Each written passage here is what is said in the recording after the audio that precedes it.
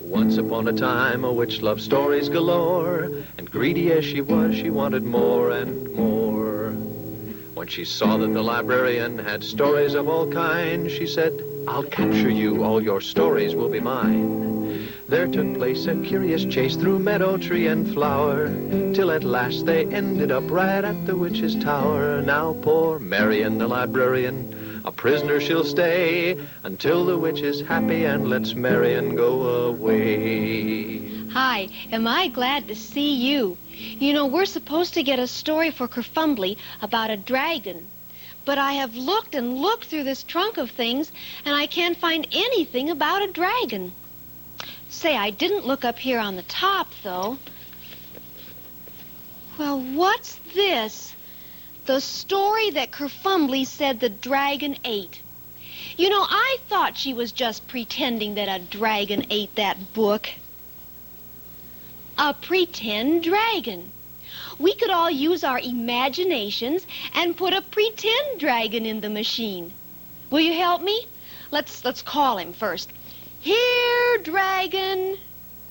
Could you call him a little louder? Here, dragon. Oh, here he comes. Help me lift him up. Ready? Way up over the machine.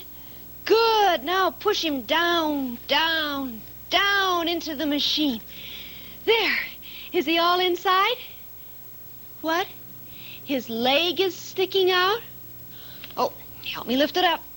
Oh, up, up. Now, down, down. Oh, thank you. Now, let's turn the machine on.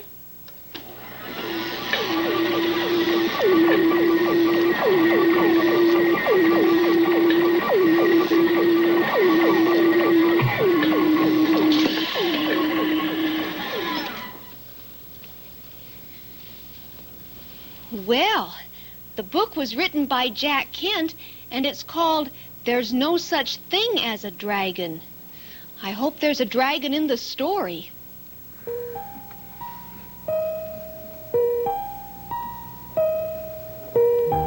Billy Bixby was rather surprised when he woke up one morning and found a dragon in his room.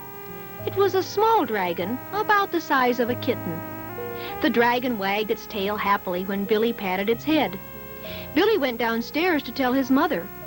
"There's no such thing as a dragon," said Billy's mother, and she said it like she meant it. Billy went back to his room and began to dress. The dragon came close to Billy and wagged its tail, but Billy didn't pat it. If there's no such thing as something, it's silly to pat it on the head. Billy washed his face and hands and went down to breakfast. The dragon went along. It was bigger now, almost the size of a dog. "There's no such thing as a dragon. He simply can't be there. There's no such thing as a dragon. So what's this on the stair?" Billy sat down at the table. The dragon sat down on the table. This sort of thing was not usually permitted, but there wasn't much Billy's mother could do about it. She had already said there was no such thing as a dragon, and if there's no such thing, you can't tell it to get down off the table. Mother made some pancakes for Billy, but the dragon ate them all. Mother made some more, but the dragon ate those too. Mother kept making pancakes until she ran out of batter.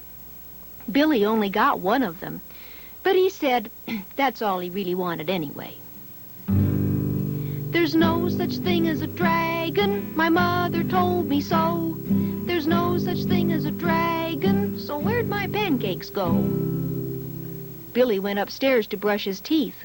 Mother started clearing the table. The dragon, who was quite as big as Mother by this time, made himself comfortable on the hall rug and went to sleep. By the time Billy came back downstairs, the dragon had grown so much he filled the hall. Billy had to go around by way of the living room to get to where his mother was.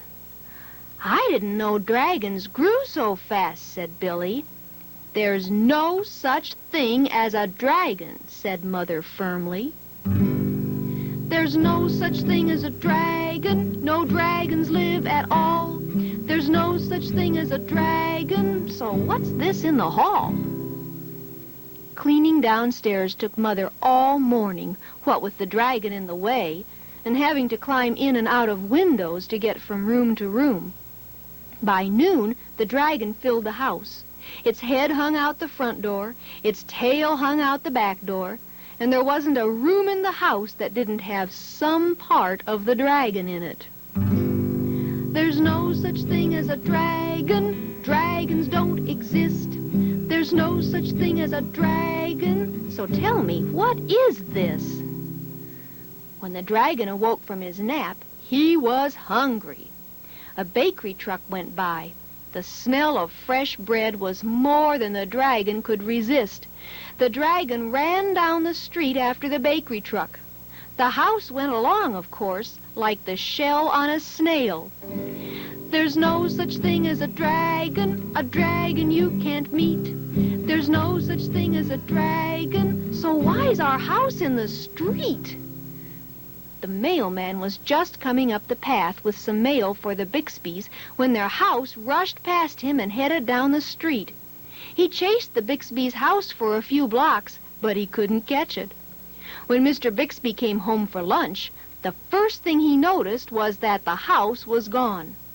Luckily, one of the neighbors was able to tell him which way it went. Mr. Bixby got in his car and went looking for the house. He studied all the houses as he drove along. Finally, he saw one that looked familiar. Billy and Mrs. Bixby were waving from an upstairs window. There's no such thing as a dragon, that's what my mother said. There's no such thing as a dragon, but now he's eating bread.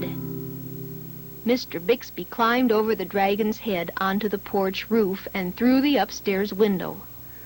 How did this happen, Mr. Bixby asked. It was the dragon, said Billy. There's no such thing, Mother started to say. There is a dragon, Billy insisted. A very big dragon. And Billy patted the dragon on the head. The dragon wagged its tail happily. Then, even faster than it had grown, the dragon started getting smaller. Soon it was kitten-sized again. I guess I don't mind dragons this size, said Mother. Why did it have to grow so big? I'm not sure, said Billy, but I think it just wanted to be noticed.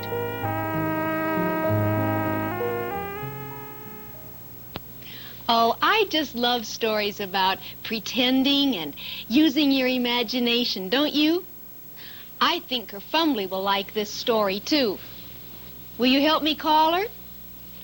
Don't forget to start with your left hand. Left and right and Zachary Zoo, here's a story just for you. Oh, this is so heavy.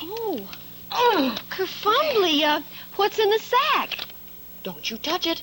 It's my secret bag. Oh, I won't touch it.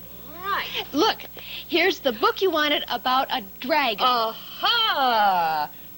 There's no such thing as a dragon. Why, in this book, who said there's no such thing as a dragon? Or the mother.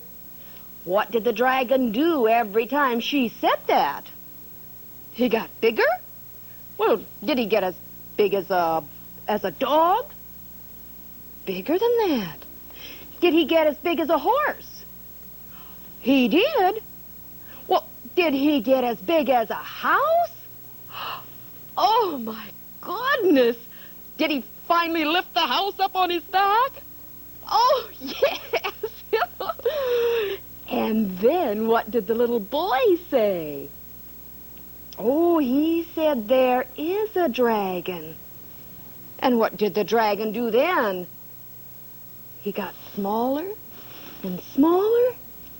Oh, imaginary stories are such fun, aren't they? I love to use my imagination. Watch. Marion. Did you look in my sack? Well, no, Kerfumbly, you told me not to touch it. Well, it's a good thing because there's something in here that has 4 legs and a long neck and sharp things on his back and, oh, he breathes fire. You mean you have a dragon in that sack? Yes. Do you want to pet him? Well, yes. Well, Kerfumbly, there's nothing in this sack. It's empty. Marian, use your imagination. Oh, my imagination. Oh, okay. Yes, but Kerfumbly, now the dragon's gone. Oh. Instead, I feel some soft, light feathers. Oh, do you want to feel them? Yes. Oh, my, yes. Oh. Why, now it's full of rough, bumpy pine cones. Oh, let me see. Oh, ouch! They are rough, aren't they? And now, Kerfumbly, the pine cones are gone, and I feel lots of smooth, cold water. No! Kerfumbly, remember, just my imagination. Oh, really? No more imagining. Alakazeel, put something in the sack that is real. Now, Marian, the sack is full of soft, light potshells. Oh, dear. Where did that come from? Oh, well, I'm tired of imagining. I only want real things. I also want a real story about real animals. A real story about real animals. Would you look for a story like that? Oh, good. And I'll see you right here next time. Once upon a time, a witch loved stories galore, and greedy as she was, she wanted more and more. When she saw that the librarian had stories of all kinds, she said, "I'll capture you, all your stories will be mine." There took place a curious chase through meadow, tree, and flower, till at last they ended up right at the witch's tower. Now poor Marian, the librarian, a prisoner she'll stay, until the witch is happy and lets Marian go away.